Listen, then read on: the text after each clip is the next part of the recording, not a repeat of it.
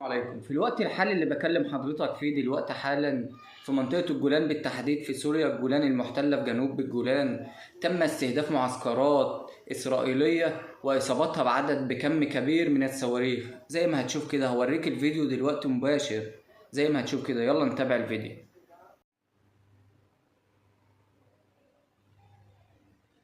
على الجانب الآخر، جماعة أنصار الله استهدفت مطار اللد وأصابت أهداف. طلعوا بيان قالوا فيه كده إنهم استهدفوا مطار اللد وصابوا فيه أهداف، وردا على العدوان اللي بيحصل على غزة. اللهم انصر أهل غزة، اللهم ثبتهم، اللهم قويهم، اللهم انصرهم. الضرب يا جماعة دلوقتي بقى جاي لدولة الكيان من جميع الجهات. إسرائيل في الوقت الحالي محتارة تعمل إيه؟ هتلاحق من هنا ولا من هنا، على الرغم على الامدادات اللي هم بيتمدوا بيها ان في جماعات سد قصادها، جماعات صغيره والله ما بقولش جيوش، جماعات صغيره سد قصادها وعامله لهم في المنطقه رعب ومخوفاهم. ربنا ينصر اهل غزه، ربنا ينصر العرب جميعا والمسلمين جميعا. السلام عليكم.